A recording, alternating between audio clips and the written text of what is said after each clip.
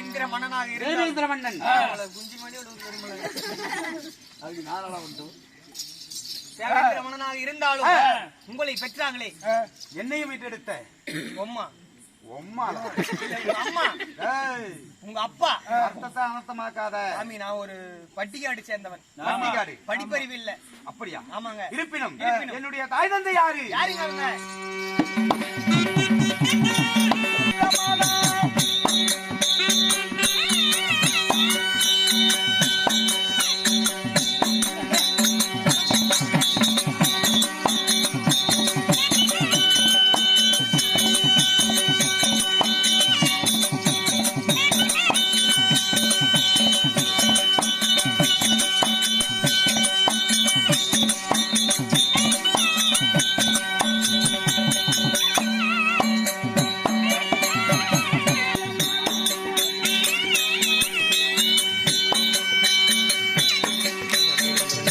சரி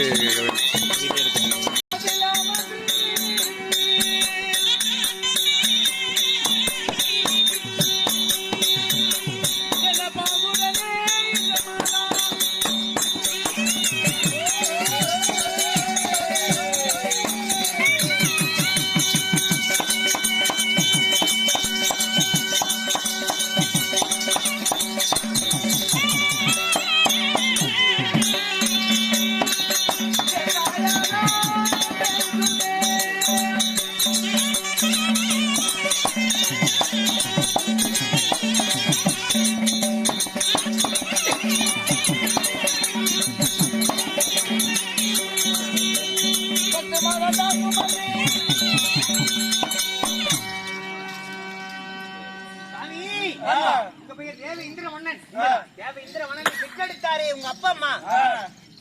யாருங்க அவங்க?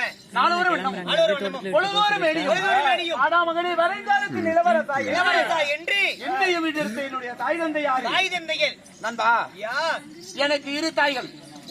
இரு தாய்கள். அதிதி என்னுடைய தாயார். அதிதி உண்மைதான். அதிதியை மனைமுடித்தாரே உங்க அப்பா.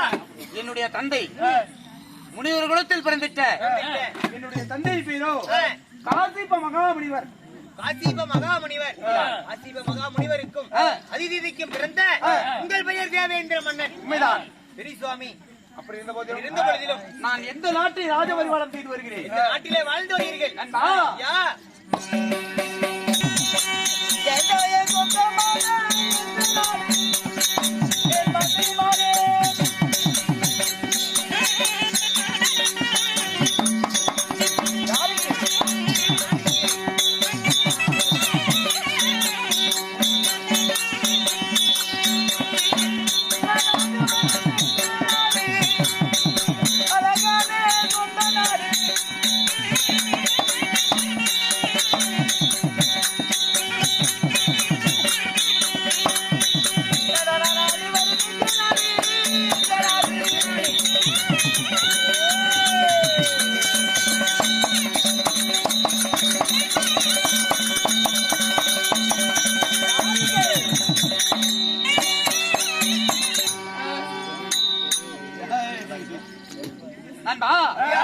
நான் ஆளக்கூடிய சாம்ராஜ்யம் சாம்பார் ரசம். சாம்பார் ரசம் சாம்பார் ரசத்தை கேட்கல. நான் ஆளக்கூடிய சாம்ராஜ்யம் நீர்வளம் நிலவளம் குடிவளம் படைபலம் பொருள் என்னுடைய சாம்ராஜ்யம். என்னுடைய நாடு தெய்வலோகம். பொன்னுலோகம் அமராவதி என்று சொல்லக்கூடிய எனக்கு 3 லோகம். தெய்வலோகம் என்று தெரிவிக்கலாம். தெய்வலோகம் உண்மைதான். எனக்கு ஒரு சந்தேகமே. ஒரு நாடாளு மன்னனுக்கு ஒரு நாடுதான் இருக்கணும். உங்களுக்கு 3 நாடுன்னு சொல்றீங்களே, யாருக்குனாச்சும் புடிங்கிட்டு வந்தியா? இல்ல யாருனாவது பரிசா கொடுத்தாங்களா? நாட்டையும் பிடிக்குவாங்களா? இல்ல அடிச்சு நம்மளுக்கு கைவசம் படுத்திக்கிறது தானே? யாரும் செய்ய முடியாத 100 அஸ்வதி யாகத்தை செய்தபடியால் தேவர்கள் பார்த்தார்கள், இந்த தேவேந்திரனுக்கு இந்த நாடு ஒப்பாகும் அப்படி என்று எனக்கு தேவர்கள் எனக்கு பரிசாக தந்தார்கள் பொன்னுலோகம் அமராவதி தெய்வலோகத்தை. இருப்பினும் மீண்டும் எனக்கு என்ன தந்தார்கள்? நண்பா, பட்டத்து வெள்ளையானை பட்டத்து வெள்ளையானை, பாரிஜாத மலர், பூச்சத்திர குடை, தங்க கிரிகடம், நாட்டிய பெண்கள், ரம்பை, ஊர்வசி, திலோரமை, நடின பெண்கள் 7 பேரு. இவர்கள் எல்லாம் வந்து வாரத்தில் ஒரு முறை, மாதத்தில் ஒரு முறை தேவர் சபை அமைப்பது என்னுடைய வேலை. ஏன் எனக்கு கல்யாணம் ஆவதா?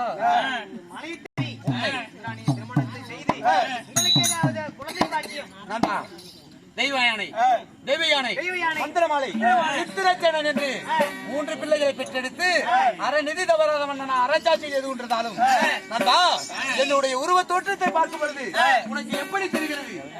சாமி நல்லாதான் இருக்கிறீங்க. உங்களை பார்த்தா பைத்தியக்கார பொண்ணு மாதிரி தெரியுது.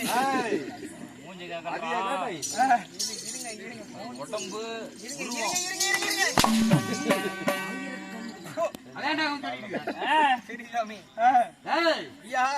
எனக்கு 2 கண்ணா இல்ல உனக்கு எத்தனை கண்ணு தெரியுது? உடம்பு பூரா கண்ணு கண்ணா தெரியுதுங்க. கண்ணு தெரியுமா? எத்தனை கண்ணுங்க? என்ன முடியுமா?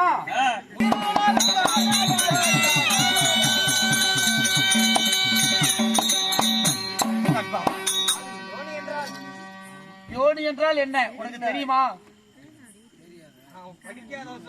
படிக்காத ஆளு நண்பா. யோனி என்றால் பெண்களுடைய உறுப்பு. கைய காலம்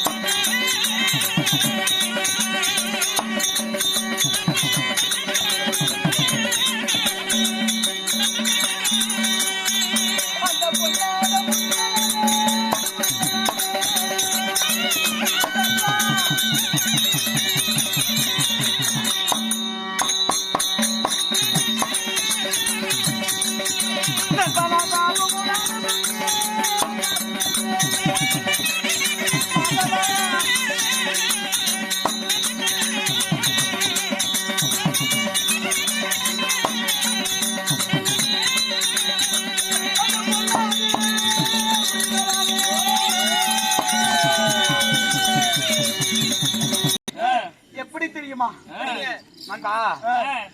அமிர்தத்தில் எத்தனையோ நாட்டிய பெண்கள் பிறந்தார்கள். அதில் அழகு வாய்ந்த ஒரு பெண்மணி. அது யாரு? அகலிகை. அகலிகை நடின பெண்களை 7 பேரை எனக்கு தந்தார்கள். அந்த அகலிகை என்ற பெண்ணையும் அழகாக இருக்கிறாள். ஆசைப்பட்டேன் அக்கிரமே. ஆனாலும் அந்த பெண்ணையே எனக்கும் தருவார்கள் என்று நான் எதிர்காத்திருந்தேன். அப்பொழுது தேவர்களெல்லாம் பார்த்து அந்த பெண்ணை யாருக்கு தந்தார்கள் தெரியுமா? கௌதம மகாமுனிவருக்கு தந்தார்கள். கௌரவங்களுக்கு கௌதம மகாமுனிவர் முனிவர் குலத்தைச் சேர்ந்தவர். உடனே அட நாம் ஆசைப்பட்ட பெண்ணை கௌதம மகாமுனிவருக்கு கொடுத்துட்டாங்களே, இந்த பெண்ணை எப்படியாவது சேரணும் அப்படின்னு சொல்லி எதிர்காத்திருந்தேன். இன்னைக்கு நாளைக்கு நாளை மறுநாள் அப்படின்னு பார்த்தும் பொழுது நாட்கள் கடந்து கொண்டே போனது. ஆமா, முனிவர் இல்லாத நேரம் எந்த நேரம் அவர் எப்பொழுது பர்ணசாலையில் இருக்க மாட்டார் என்று ஆலோசித்து பார்த்தேன். விடிய காலம் 4 மணிதான் கௌதம மகாமுனிவர் இல்லாத நேரம். எந்திரித்து சிவன் பூஜை செய்வதற்காக குளக்கரை செல்வார். உடனே நான் என்ன செய்தேன்? சூரியதேவனை வரவழைத்தேன். சூரியதேவா, நீ கரும் சேவலாக கௌதம மகாமுனிவர் பர்ணசாலையில போய் கூணும் அப்படின்னு சொன்னதும் தேவேந்திரனுடைய ஆணைப்படி சூரியதேவனும் போய் கரும் சேவலாக போய் குவினார். உடனே திடுக்கென்று எழுந்து கௌதம மகாமுனிவர் என்ன செய்தார்? வேகமாக குளக்கரை சென்றார்.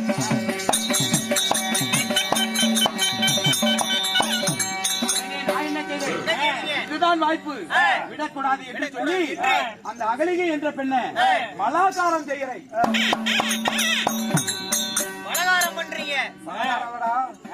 பலாக்காரம் அப்படி என்றால் அந்த பெண்ணு ஓட துரத்த இது போல நடந்து கொண்டிருக்கும் பொழுது கௌதம மகாமுனிவர் போய் கங்கையில இப்படி கால் வைக்கிறார். கங்கையில? ஆமா. அப்போ கங்காதேவி பேசுறா, கௌதம மகாமுனிவரே, இந்த நேரத்திலேயே என்ன நித்திர பங்கம் பண்ற? நித்திர பங்கம் பண்ற உன் வீட்டுல பங்கம் நடக்குது, அத போய் பாரு அப்படின்னு கங்காதேவி சொல்லிட்டா. உடனடியாக கௌதம மகாமுனிவர் பர்ணசாலைக்கு வந்தார். அவர் வருவதை நான் அறிந்து இப்படி வாசப்படியில் வந்து நிக்கிறாரு. ஒரு கரும்பூனையாக ரூபம் கொண்டு அவருடைய காலை சந்திரம் வந்து ஓடுறேன்.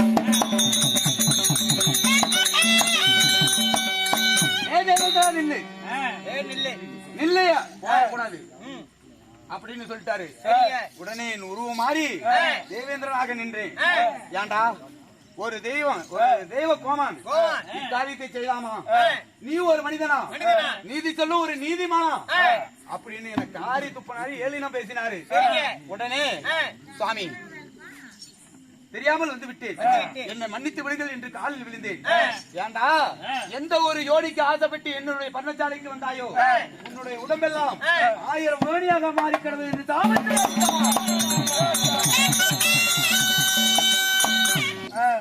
அப்படின்னு சாபத்தை கொடுத்தாரு. வரம் சரிங்க, வரத்தையும் கொடுத்து சாபத்தையும் தந்து எனக்கு